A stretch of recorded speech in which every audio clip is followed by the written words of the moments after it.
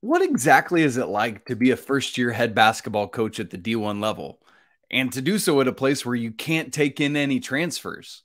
Second-year VMI head coach Andrew Wilson joins us today on the show to shed some light on these very questions. You are Locked On College Basketball, part of the Locked On Podcast Network. Your team every day. Hey there, welcome into the Locked On College Basketball Podcast, the only daily year-round college hoop show out there. I'm your host today, Isaac Schade, and I want to thank you so much for joining us on the show. As I said, we're going to have an interview today with VMI head coach Andrew Wilson as he prepares for his second season on the job. Let's get right into it. It's a great joy to be joined on Locked On College Basketball today by Andrew Wilson, the head coach at VMI. And Andrew, man, you're coming off your very first year as a head coach at the D1 level. Congrats to you, brother. And I just got to start there. When did you get the call about the VMI job? How did you learn that you were going to be the man? Yeah, thanks for having me on, Isaac. I'm excited to be here, man. And obviously we've developed a relationship over the last couple of years. Right. So excited to finally come on. And yeah, it was a whirlwind for me. I got the call actually when I was in transit on the way to the Final Four last year when it was in New Orleans. And I really had no connection to VMI. I had never worked here. I had no prior experience in the military or ever recruiting to a military institution. Our athletic director, Jim Miller, had been the AD at Richmond for 12 years, and I really had no connection to him either. And if I'm being completely honest and transparent, I think probably a lot of other candidates turned the job down, and that's how it fell to me. And I'm perfectly fine with that, and I have no problem admitting it. Working out for Mick Cronin. Yeah, that's right. That's right. And, sometimes God has plans that you don't know about. And it certainly worked that way out for me and getting this opportunity. And when I was able to get involved with this job and had a chance to sit down with our athletic director and the president here at VMI, it was clear to me that this would be a good fit and a great opportunity and a place that was committed to wanting to climb the ladder in the Southern Conference and kind of had a renewed commitment and energy to athletics overall. And so I was really excited for the opportunity. And man, I'm getting excited just listening to you talk about that. And yeah, man, we'll talk about that SoCon in a little bit. It is a tough conference to be a part of for sure. So just let's reflect back on that first year a little bit, man. You had to get in and get going and figure out roster construction and all that. So just looking back on it as you reflect, what was the high point of your first year? Yeah, probably the high point was just the first day that I got the job, that I got the opportunity. I had been an assistant coach for 16 years at the Division I level. And, there's different opportunities that kind of come your way that you think might be a good fit for you, but maybe, they didn't work out. And this thing kind of came out of nowhere. And again, I think VMI was placed in my path at a time where I really didn't see it coming. But sometimes great opportunities come your way when you least expect it. And that was certainly the case with me in getting this job. And so just a celebration with my wife and my kids, having worked so long and so hard for this opportunity and to finally get it. Because to be honest with you, Isaac, a lot of assistant coaches work in this business for a long time and never get their opportunity. And so I was just really grateful that my opportunity finally came to run my own program. And so that was probably the best moment for me. And then just, the biggest thing is when you go from being an assistant coach to being a head coach, you're going from making suggestions to now you're making all the decisions. Yeah. And, you can kind of envision in your mind what that's going to look like, but until you actually sit in that seat and everything's coming at you from every different direction of your program. And so I've learned a lot in my first year, and hopefully for the better. Yes, indeed.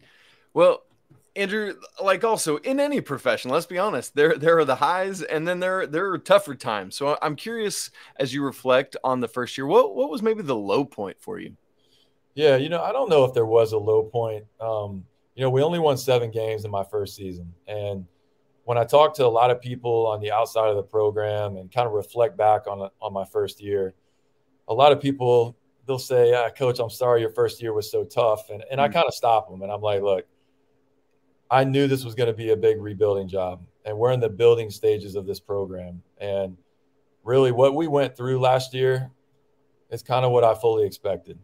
We were the youngest team in the country last year. I started 5 freshmen in a lot of our games last year.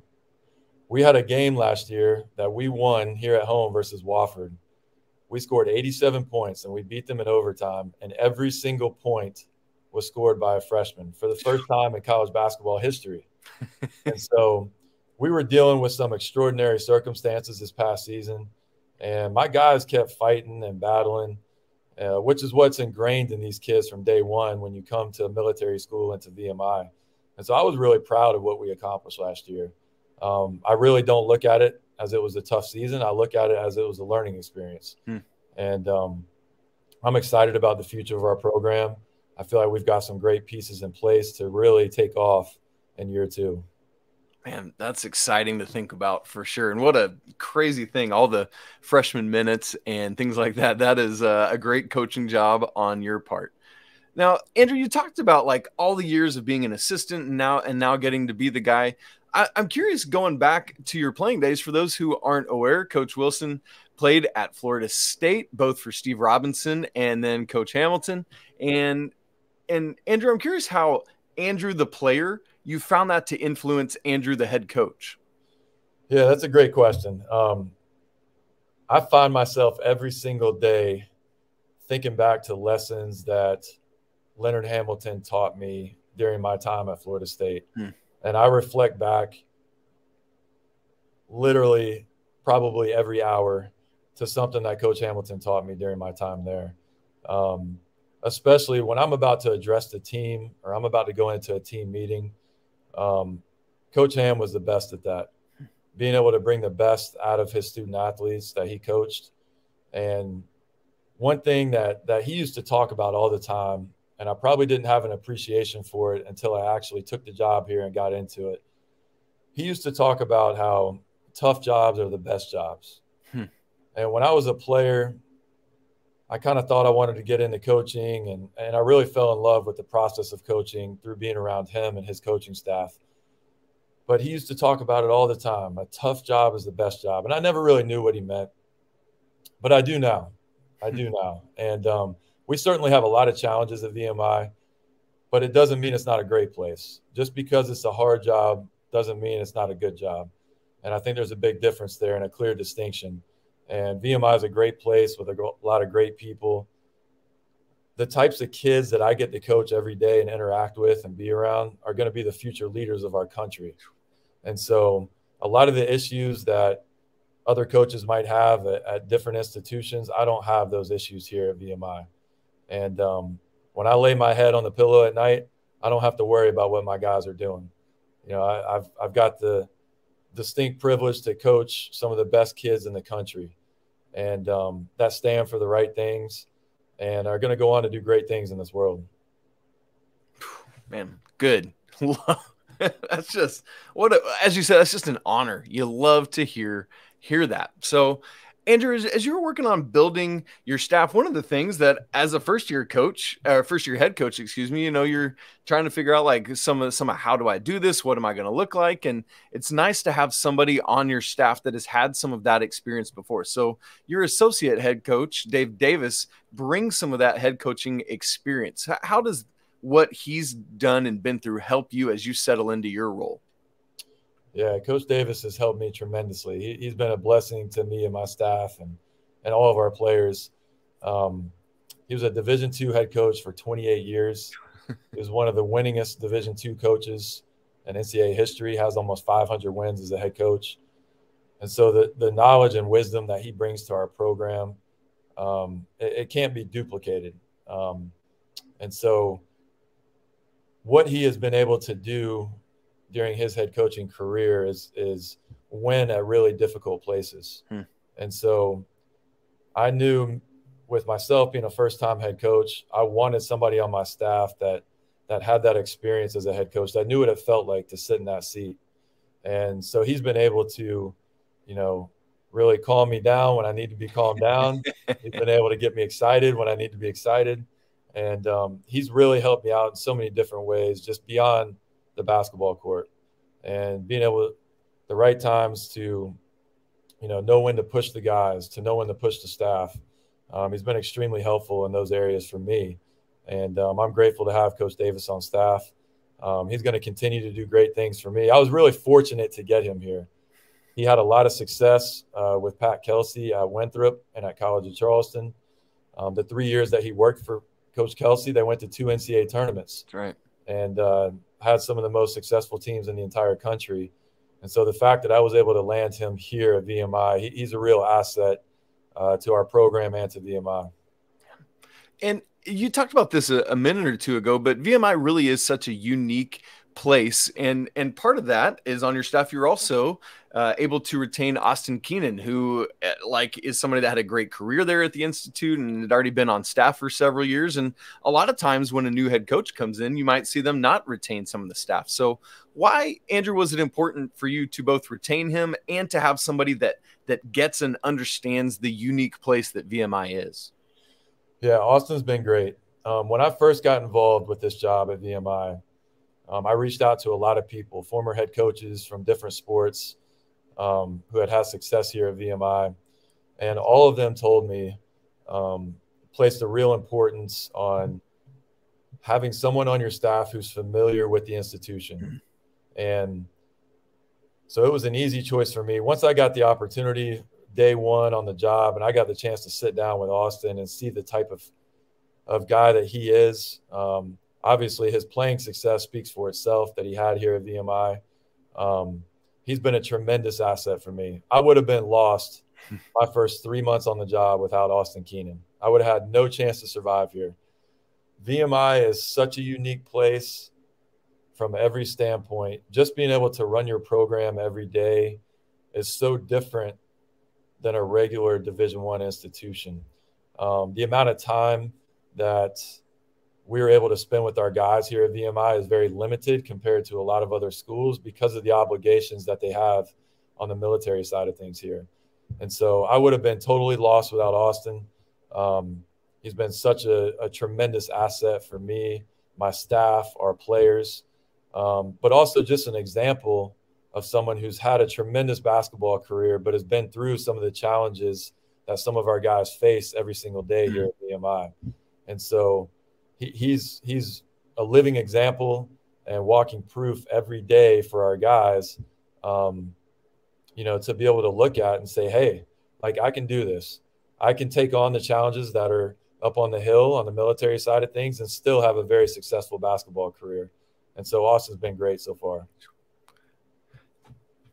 Andrew, you talked a little while ago about your wife and your girls and how, excited you all are to get this opportunity. And I know that just family is such an important thing for you. And I'm curious, man, because this job demands hours upon countless hours of your life. How do you go about trying to balance the two things, your family and your basketball? Yeah, that's a great question. I'm not sure that I have the answer to it yet. And I tell you this, I thank God every day for my wife. She has been tremendous in helping me chase my dreams. And, every single day, I ask my family to make a sacrifice. And I'm not unique to this in the coaching business. We all do. And I joke around with my staff sometimes and I tell them, I say, guys, we're not solving the world's problems here. We're coaching basketball. And the sacrifices that we ask our families to make sometimes are tremendous. And we spend so much time away from our kids, away from our wives. And we spend more times, a lot of the time, with our own players than we do our own children. And so, what I try to do to the best of my ability is involve my family with our program. I'm really fortunate here at VMI. I actually live on post. I live about 200 yards away from the basketball arena. And so my kids are able to walk over to the gym every day after school. They come over to practice. My wife will come over and cook things for the players and bring stuff for them. I'm able to have the players over to my house a lot because we're right here on campus. And so that's really, really helped out with involving my family with the program and my program with the family. But that's something that's really important to me. I try to, as far in advance as I possibly can with our basketball calendar, to try to give that to our staff, because I want our staff to spend time with their own families. I think that's really important. It's something that's getting harder and harder in today's landscape of college basketball. The recruiting calendar now is absolutely wild. My wife asked me this past season, as the season was starting to wind down a little bit, she kept asking me how many scholarships we had. And I wasn't quite sure why she kept asking me that, but it finally dawned on me that she wanted to know how much time I was going to be spending away from the family recruiting once the season was over. Because, up until 5 years ago, once you got through the season, you were able to have a little bit of downtime, able to get away a little bit with your family. And now that's not the case. And it's unfortunate that it's gotten to this point. I know there's a lot of debating going on behind the scenes among the higher powers and the NCAA, trying to figure out how to best handle this NCAA recruiting calendar right now. But it's a real challenge. And family is very important to me. It's the number one thing to me. And I want my staff to spend time with their families. I want my players to spend as much time with their families as they can. And because I think it's going to allow everybody to be the best version of themselves by getting the opportunity to be around their families. I think it's really important. And so I just try to involve them with our program as much as possible. Yeah. And while you're at such a unique place, it's nice that you have such unique living conditions that allow for all of those things. That's really neat. Thank you for sharing that with us, Coach. That's awesome. Yeah. Now, we do want to shift our attention to looking ahead to the upcoming season and what that will hold year two for Coach Andrew Wilson at VMI. We'll talk about that in just a second. But first, this episode of Locked On College Basketball is brought to you by LinkedIn. These days, every new potential hire can feel like a high-stakes wager for your small business. You want to be 100% certain that you have access to the best qualified candidates available. That's why you have to check out LinkedIn Jobs. That helps you find the right people for your team faster and for free. It's so easy to create a free job post, and then you just add to it the purple hashtag hiring frame to spread the word that you're hiring. Then you can use simple tools like screening questions to make it easy to focus on the candidates with just the right experience and skill set so you can quickly prioritize who you'd like to interview and ultimately hire. Let's be honest, the right team member can have a positive and measurable impact on your business. And that's why small businesses rate LinkedIn Jobs #1 in delivering quality hires versus the leading competitors. LinkedIn Jobs helps you find the quality candidates you want to talk to faster. So post your job for free right now at linkedin.com/lockedoncollege. Again, that's linkedin.com/lockedoncollege to post your job for free. Terms and conditions apply. Once again, we're joined today on Locked On College Basketball by Andrew Wilson, the head coach at VMI, heading into not only his second year at VMI, but his second year as a head coach. And before we get into the specifics of this season, Andrew, I'm curious, in year one, what was the biggest lesson that you learned that you're going to employ going forward? Yeah, that's a great question. I learned a lot of lessons. I feel like I learned a lesson just about every night that we took to court. And I think the biggest thing was patience. I knew this was a big rebuilding job. I knew that we're in the growing stages of our program right now. And I knew that this was going to require a lot of patience. And no matter how much you train your mind going into it, it's always different when you're in the fire. And that was certainly the case this past season. There was some moments this year with such a young team where I could tell that some of the guys were getting down a little bit. And so I thought it was paramount that myself and my staff have positive energy every single day coming into practice. And when you go through a season where you go 2-16 in a conference play, it can wear on your players especially. And I think I would be lying if I told you that it never did this past season. But one thing I was most proud of our guys, I can remember we were going into the Citadel game, which is our arch rival in conference. We're playing at their place in a hostile environment. Their whole core is there at the game. We were 0-10 going into the game in Southern Conference play. They had already beaten us at our place. We go down there and get our first Southern Conference win. And it was such a validating moment for our team with all the hard work that they had continued to put into it. And they just kept battling. And that's the VMI way. It's instilled in our kids from day one when they arrive here on post to never give in to any circumstances, no matter what, and just to keep battling. And that's what my kids did all season long. And so I think, to answer your question was patience. And but it's easy when your kids come in with the right mindset every single day, and they represent the right things and they're about the right things every single day. And so that makes it easier for me. Man, I think we could all use a little more patience in our life. So thank you for that reminder and lesson. Part of a rebuilding effort and really constructing any team is the opportunity in the off season and how important that is to really yourselves and cement yourselves as a unit. So I know that right now you guys are going through a bunch of summer practices ahead of a Bahamas trip that you're going to take together. Also, I'd like to stow away on that, by the way, and come to the Bahamas. But why do you see moments like this as so critically important for the formation of a team?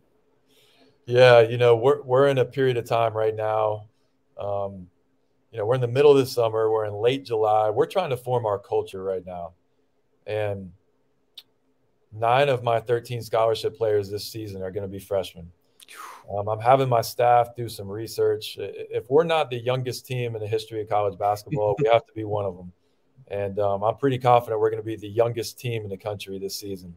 And so the timing of the NCAA rules allowing us to go on a foreign trip once every 4 years kind of fell in the perfect place for us this year. So we're going in. We're going to have practice number 8 later this afternoon. We get 10 full practices before we take our trip down to the Bahamas. We're going to get the opportunity to stay at the Atlantis Resort for 5 nights. We'll play 2 games versus Bahamian national teams while we're down there. And so really every day right now is just a stepping stone for our program because of our youth.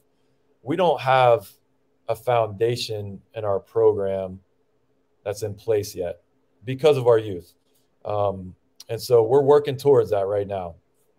And so the players are learning me. They're learning our coaching staff. They're learning our philosophies. Our staff is learning our players right now. And so we're coming into the office every single morning. We're pouring over film, and we're learning our guys. And so it's just been a great opportunity for us to really build that foundation during this 10 days of practice.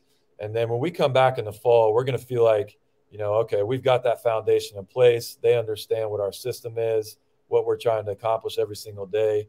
And so this is going to be really beneficial for us. And then as we get into the season, the VMI's NonCon slate was just recently released, and that that's going to be the opportunity to start finding out how these young guys respond when the lights come on. Andrew, I'm curious, with such a young team, how you're thinking about approaching the non-con portion of the schedule, like working on combinations or sets, truly figuring out how they each respond to the moment. Like, what are you looking at for that non-con portion of the schedule?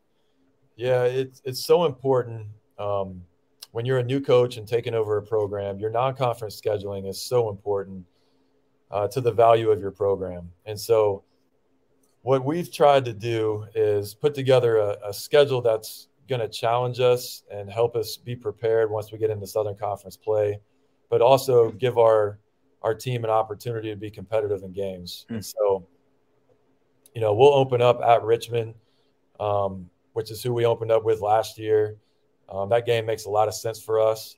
It's 2 hours right down the road. We've got a lot of fans and alumni there in the Richmond area. And so we'll open up at Richmond. We'll play at South Carolina. We'll go from there, and we go out to Arizona for 2 games for a tournament. and then we'll stay out on the West Coast and fly to Colorado from Arizona to play Air Force Academy. And so it's a schedule that's going to really challenge us. That's going to force us to grow. That's going to force us to learn ourselves. But also I think it's a schedule where it's going to give us an opportunity to be competitive and to win some games out of conference and to hopefully build the confidence of our team a little bit heading into Southern Conference play. Yeah. So. And listen, that's SoCon, brother. It is tough. And, you know, you talked about that 2-16 record last year. What, as you shift from non-con play into the conference portion of the schedule, what are you hoping to achieve in non-con that's going to help just really propel you into the conference schedule? Well, I'm sitting here smiling and laughing about it, but I had the opportunity at two other stops in my career. When I was at College of Charleston working for Bobby Cremins, we were actually in the Southern Conference for 6 years during that time. When we were in the Southern Conference, Davidson was in the league. They had a guy named Steph Curry at the time. Heard of him. And so the Southern Conference, the amount of respect that I have for this league could not be higher. This is one of the most underrated leagues in the entire country. There's 33 Division I leagues in the country. Over the last 5 years, the Southern Conference has been ranked as the 12th best league out of those 33 in the entire country. Our league does not get the respect that it deserves on a national level. I think you saw this past season what our league is capable of. Furman beats Virginia in the first round of the NCAA tournament.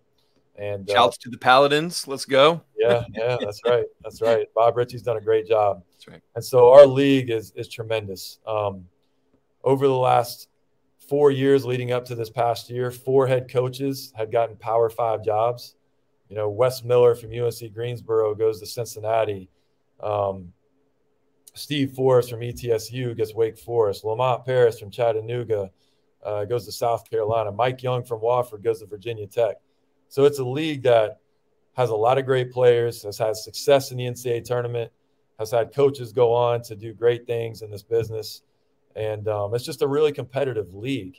And, you know, VMI, the way that our institution is set up, it's a real challenge. It doesn't mean that we can't compete at the highest level in this league, but it is a real challenge. We can't take transfers at VMI.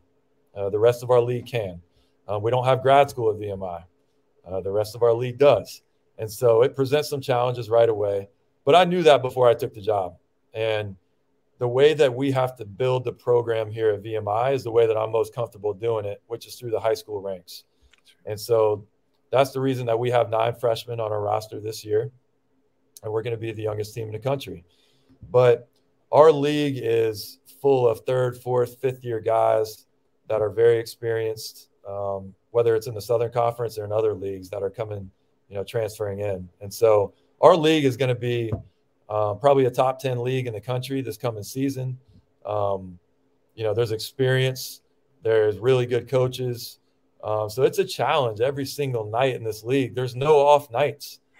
Yeah. Even the best team in our league, you know, you go in and you play on the road in one of these environments, you better bring your best stuff or there's a chance you're going to walk out of there with an L. Oof. Yes, indeed. Now, Andrew has just talked some about the unique challenges of being at VMI and what that means for recruiting. We want to dive a little more into that and look at what the current scape of college basketball is like and how that affects his job and his role there at VMI. We'll do that in just a second.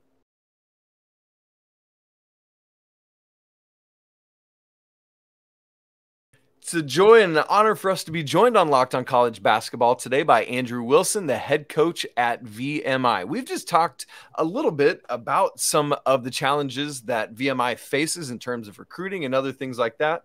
But I specifically, Coach, want to look right now at just this current landscape that we have in college basketball with COVID eligibility. I know we're almost on the end of that, thank goodness, and finally, but and then the transfer portal and NIL and everything else that's going on. And I'm curious, specific to you, how you've seen that landscape affecting things at VMI. Yeah, that's a great question. It keeps me up at night. And, you know, as I think it keeps most coaches up at night.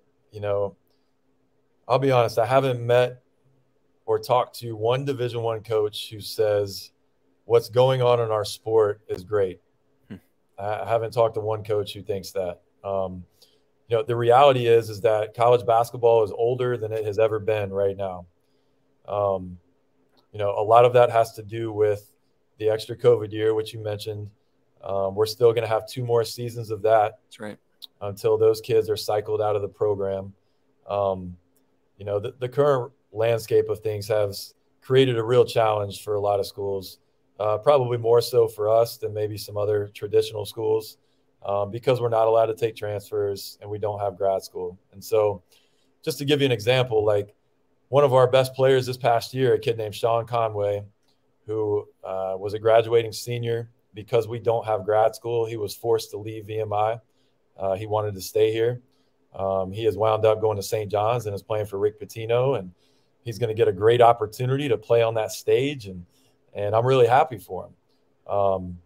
We had a player the year before, Jake Stevens, who was one of the best players in the Southern Conference, who was recruited by Dan Earl and the previous staff, who graduated from VMI, transferred to Chattanooga to play with Dan Earl, who had recruited him here, but didn't have the opportunity to stay here because of the way VMI is structured. And so it's created a real challenge.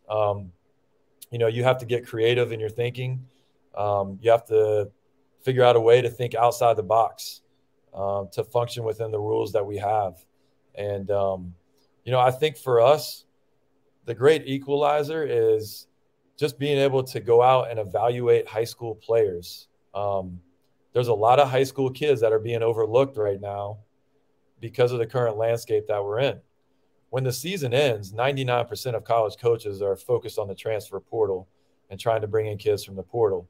And so it is opening that window of opportunity for schools like VMI to go out and to sign some high-level high school kids that maybe we couldn't get involved with in years past, but we are right now because of where the focus of other coaching staffs is.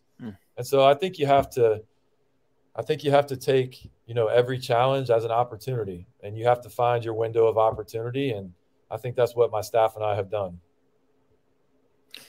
I mean, as we look at so many, like one of the things I often talk about is we're trying to build programs, not just teams or rosters or whatever for a year.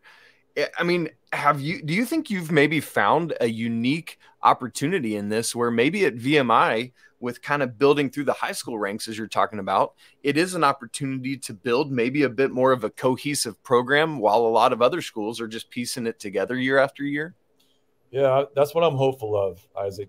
The real challenge is when we're out there during this recruiting process is to find kids who want to be at VMI, to find kids who want to have a unique college experience, because this is not a traditional college experience. Coming to a military school, the sacrifices that these young men have to make during their college years is tremendous.